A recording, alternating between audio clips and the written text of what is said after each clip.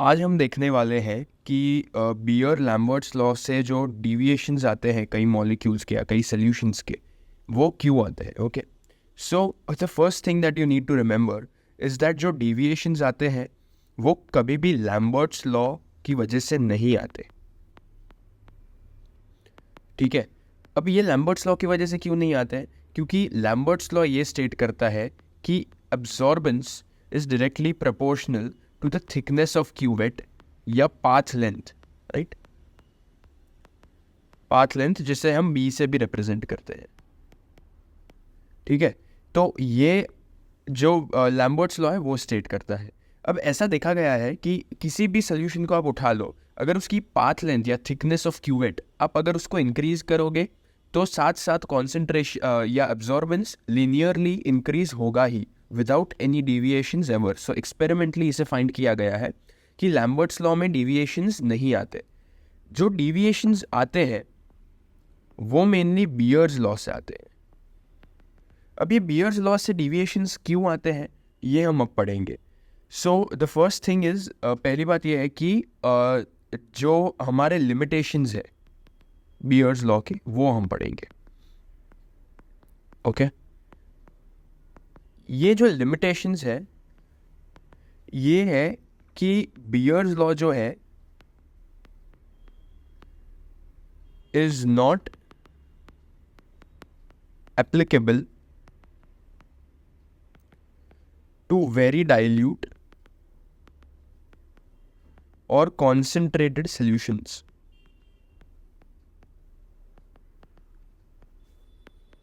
Only to dilute solutions. अब इसका मतलब मैं आपको समझाता हूँ। इसका मतलब क्या हुआ कि ये जो A is directly proportional to concentration जो है वो एप्लीकेबल है only when the solution is dilute. ये जो डाइल्यूट सोल्यूशंस है उसी के लिए एप्लीकेबल है। बाकी केसेस में डिविएशंस देखे जाते हैं। तो मैं आपको समझाता हूँ कि डिविएशंस एक्चुअली होते कैसे हैं। लेट्स से हमारे पास एक एनालाइट है जो है एक अमीन। ओके, अब ये अमीन को हम जनरल फॉर्मूला से रिप्रेजेंट करेंगे RNH RNH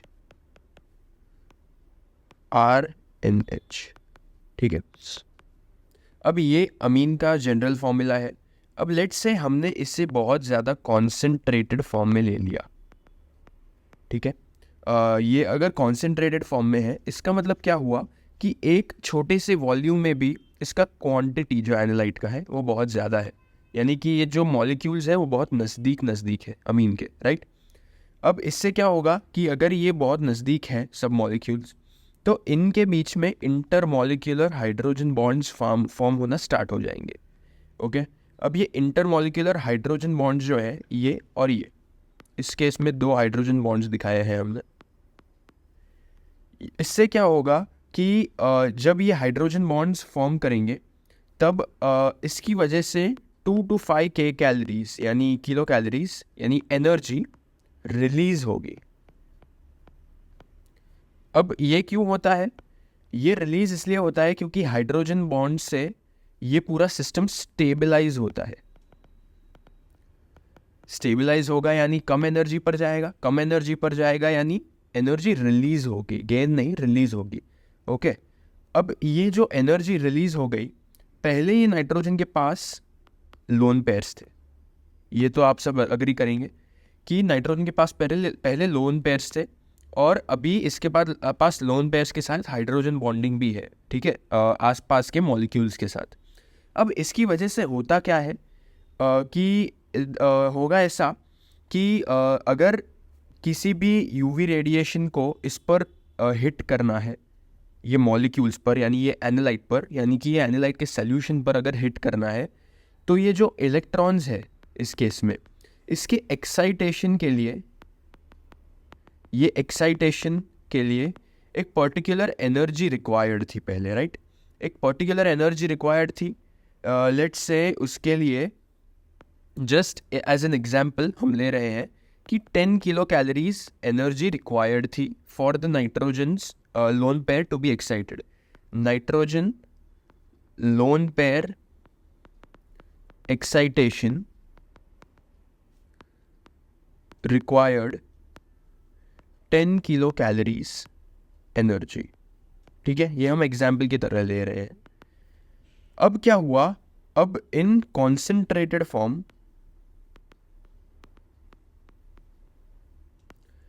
हाइड्रोजन बॉन्ड्स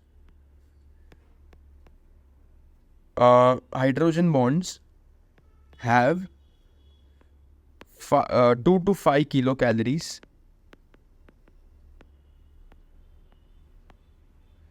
ठीक है, यानी कि हाइड्रोजन बॉन्ड्स की वजह से ये सिस्टम स्टेबलाइज हो गया 2 to 5 किलो कैलोरीज की वजह से।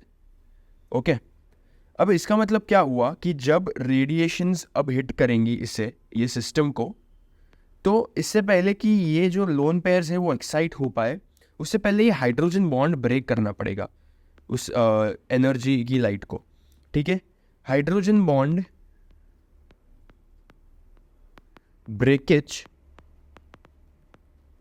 will also require 2 to 5 kcals। Okay, अब अगर इसे ब्रेक करना है तो 2 से 5 किलो कैलोरीज की एनर्जी हमें और देनी पड़ेगी सो दैट ये ब्रेक हो जाए। अब एनर्जी अगर इंक्रीज करनी पड़ेगी, उसका मतलब वेवलेंथ जो है वो डिक्रीज करनी पड़ेगी, राइट। तो हमने देखा था कि ये जो ग्राफ होता है हमारा स्पेक्ट्रम, मैंने प्रीवियस वीडियोस में कवर करवाया है। तो ये ग्राफ में हमने देखा था कि अगर लेट्स से ये हमारा लैम्बडा मैक्स है, लैम्बडा मैक्स, और हमें इस केस में एनर्जी ज़्यादा चाहिए तो हमें वेवलेंथ कम चाहिए, और आपने देखा था कि वेवलेंथ यहाँ पर है। तो हमारा नया ग्राफ ऐसे होगा। ठीक है, इसे हमने कहा था कि ये है हिप्सोक्रोमिक शिफ्ट, राइट। सो ये केस में आप देखोगे कि आपको जस्ट कॉन्सेंट्रेशन बढ़ाने की वजह से आपको एक हिप्सोक्रोमिक शिफ्ट मिला। इसका जो कॉन्सेंट्रेशन था वो अगर आपने बढ़ाया तो आपको एक हिप्सोक्रोमिक शिफ्ट मिला, यानी लैम्बडा मैक्स शिफ्ट कर गया वो पूरे सोल्यूशन का, just because of high concentration,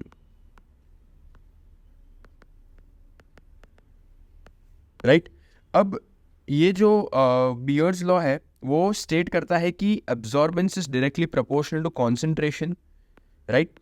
उसने लैम्बडा मैक्स का जिक्र कहीं पर भी नहीं किया था, it was never mentioned, right. But ये केस में आप देख रहे हो कि ये जो कॉन्सेंट्रेशन की टर्म है वो अगर हम बहुत ज़्यादा बढ़ा देंगे, यानी कॉन्सेंट्रेट कर देंगे, तो इसका लैम्बडा मैक्स ही शिफ्ट कर जाएगा। तो ये बियर्स लॉ में स्टेट नहीं किया गया था, तो ये उसका एक लिमिटेशन है। अब जैसे कि ये बहुत ज़्यादा कॉन्सेंट्रेटेड सॉल्यूशंस में हुआ, वैसे ही बहुत ज़्यादा डाइल्यूट सॉल्यूशंस में भी सिमिलर चीज़ होगी। लेट्स से बहुत ज़्यादा डाइल्यूट सॉल्यूशन है, ओके, तो हमने एक डाइल्यूट सॉल्यूशन लिया।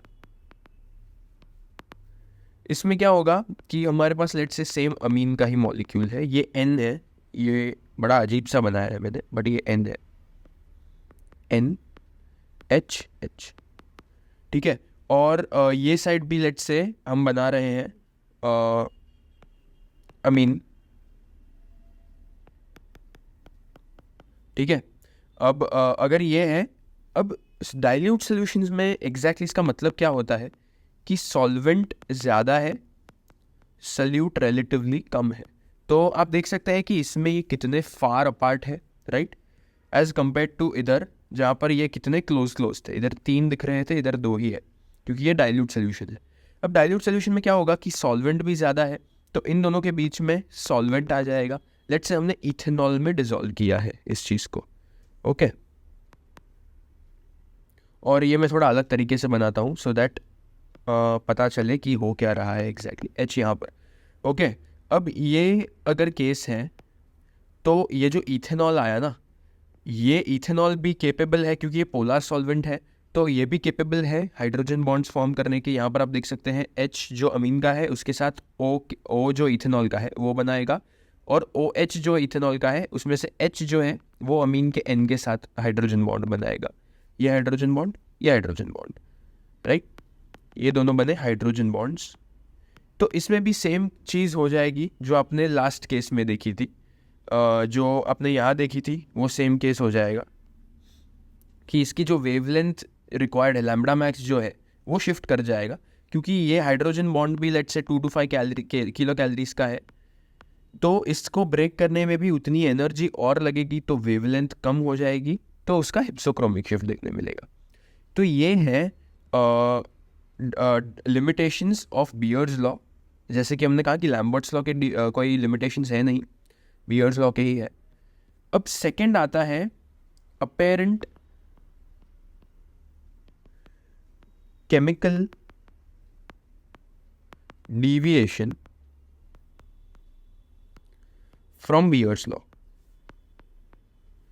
ठीक है, अब ये अपेरेंट केमिकल डिविएशन क्या है? अपेरेंट यानी इसका मतलब ये हुआ कि एक डिविएशन हमें दिख रहा है, ओके, इन एक्सपेरिमेंटल फॉर्म हमें दिख रहा है कि डिविएशन है, और हम हाइपोथेसाइज कर रहे हैं कि ये प्रोबेबली इसकी वजह से होगा। ओके, सो इसमें एग्जाम्पल क्या है? ये यूजुअली जब एसोसिएटिंग या डिसोसिएटिंग मॉलिक्यूल्स जो होते हैं वो केसेस में हमें देखने मिलता है। ठीक है, ये डिविएशन हमें एसोसिएटिंग या डिसोसिएटिंग मॉलिक्यूल जब होते हैं तभी देखने मिलता है। इसका मतलब क्या हुआ? लेट्स से हम एग्जांपल लेते हैं कि एक हमारे पास कंपाउंड है बेंजाइल अल्कोहल, ये तो आपको पता ही होगा, बेंजीन रिंग, उसके ऊपर CH2OH, ये है बेंजाइल अल्कोहल। अब ये है ना, ये एक एसोसिएटिंग मॉलिक्यूल है। इसका मतलब क्या हुआ कि इसका अगर हम फॉर्मूला देखने जाए तो ये होगा C6H5CH2OH, राइट? इसका फॉर्मूला होगा, केमिकल फॉर्मूला, ये बेंजीन रिंग C6H5 और CH2OH। ओके, तो इससे हमें क्या देखने मिलता है एक्सपेरिमेंटली कि जब बहुत ज़्यादा ये बेंजाइल अल्कोहल के मॉलिक्यूल साथ में आते हैं, लेट्स से हमने लिखा C6H5 CH2OH, ठीक है, ये बेंजाइल है, बेंजाइल अल्कोहल है। इसके अगर बहुत सारे मोल्स एक साथ आए, लेट्स से 4 मोल्स एक साथ आए, तो हमें क्या देखने मिलता है कि अगर ये 4 का मतलब क्या हुआ कि ये बहुत कॉन्सेंट्रेटेड फॉर्म में है, कि बहुत सारे मॉलिक्यूल्स प्रेजेंट है, इसलिए हम 4 लिख रहे हैं। ओके, ये बैलेंस्ड केमिकल रिएक्शन हम लिखेंगे अभी। इससे क्या होता है कि ये है ना एक पॉलीमर फॉर्म कर लेता है। पॉलीमर मतलब क्या कि इसकी मल्टीपल यूनिट्स एक साथ आ जाती है, ये जो कंपाउंड है इसकी मल्टीपल यूनिट्स एक साथ जुड़ जाती है। ओके, सो इस ये पॉलीमराइजेशन देखने मिलता है इसमें, यानी कि एसोसिएट कर जाता है ये मॉलिक्यूल। ओके, अब ये इक्विलिब्रियम का साइन भी है कि अगर एक मीडियोकर कॉन्सेंट्रेशन का सोल्यूशन है तो ये इक्विलिब्रियम में रहेगा। ओके, अब लेट्स से अगर ये इक्विलिब्रियम में है, यानी कि मोनोमर पॉलीमर इक्वल क्वांटिटीज़ में है, यानी कि बहुत ज़्यादा एक तरफा रिएक्शन नहीं हो रहा, तो हमें क्या देखने मिलता है कि एब्जॉर्बेंस वर्सेस कॉन्सेंट्रेशन प्लॉट करने पर हमें एक स्ट्रेट लाइन मिलेगा। Another thing that I forgot to mention कि ये जो C6H5CH2OH यानी कि जो मोनोमर है, इसका जो लैम्बडा मैक्स है, यानी कि जहाँ जो वेवलेंथ पर ये सबसे ज़्यादा एब्जॉर्ब करता है वो है 275 नैनोमीटर्स, और अगर ये पॉलीमराइज हो जाए तो इसका लैम्बडा मैक्स चेंज हो जाता है, लैम्बडा मैक्स 300 नैनोमीटर बन जाता है। ठीक है, अब अगर हम एक मीडियोकर कॉन्सेंट्रेशन पर से देखने जाए तो ये एब्जॉर्बेंस वर्सेस कॉन्सेंट्रेशन 275 नैनोमीटर पर हमें एक स्ट्रेट लाइन मिलेगा, यानी लीनियर और प्रोपोर्शनल दोनों है। ओके, ये हमें मिलेगा। बट लेट्स से हमने कॉन्सेंट्रेशन बहुत ज़्यादा बढ़ा दिया। ठीक है, हमने अगर कॉन्सेंट्रेशन बहुत ज़्यादा बढ़ा दिया, ठीक है, हमने कॉन्सेंट्रेशन बहुत ज़्यादा बढ़ा दिया ये केस में, तो लेट्स से यहाँ पर कॉन्सेंट्रेशन 1 2 3 4 5 था। Let's just take as an example कि 1 2 3 4 5 था। ओके, अब हमने क्या देखा कि हमने जो ये ग्राफ प्लॉट किया उसमें यहाँ पर एब्जॉर्बेंस था, ये तो सेम ही रहेगा, बट यहाँ पर जो है हमने कॉन्सेंट्रेशन जो लिया वो हमने लिया लेट्स से 10 20 30 40 50, तो ये बहुत ज़्यादा बढ़ गया, राइट? 10 टाइम्स द कॉन्सेंट्रेशन हो गया पूरा। तो जब हमने इतनी दफ़ा कॉन्सेंट्रेशन बढ़ा दिया हमें क्या देखने मिला कि ये जो रिएक्शन हो रहा था जो था 4C6H5CH2OH और यहाँ पर C6H5CH2OH का पॉलीमर बन रहा था। ये पॉलीमर, ये मोनोमर। ओके, अब हमने जब कॉन्सेंट्रेशन बढ़ा दिया यानी ये बहुत ज़्यादा हो गया तो ये रिएक्शन जो है वो आगे बढ़ गया। ओके, ये बहुत ज़्यादा फॉरवर्ड डायरेक्शन में पुश हो गया तो इसका कॉन्सेंट्रेशन बहुत ज़्यादा बढ़ गया यानी पॉलीमर्स बहुत सारे आ गए। अब आपको पता है कि आपको पहले मिलना जो चाहिए था वो ये था, यानी कि ये ग्राफ आपने एक्सपेक्ट किया था 275 नैनोमीटर्स पे, राइट। बट आप देख सकते हैं कि यहाँ पर कॉन्सेंट्रेशन हमने चेंज किया हुआ है। यहाँ पर जो कॉन्सेंट्रेशन था उसके कंपैरिजन में हमने 10 गुना बढ़ा दिया है कॉन्सेंट्रेशन को, राइट। तो आप ये सिर्फ एक्सपेक्ट ही कर सकते हैं, ये लाइन जो है वो आप सिर्फ एक्सपेक्ट कर सकते हैं, बट ये आने नहीं वाली, ठीक है, क्योंकि एक डेविएशन देखने मिलेगा, क्योंकि इसका जो लैम्बडा मैक्स है वो 275 नहीं 300 है। तो लेट्स से आपने अगर 275 पे ही रखा तो आपको धीरे धीरे क्या देखने मिलेगा कि ये स्ट्रेट जाकर थोड़ा सा नीचे बेंड कर जाएगा, ठीक है। ये 275 नैनोमीटर्स डिविएशन आएगा, यानी नेगेटिव डिविएशन।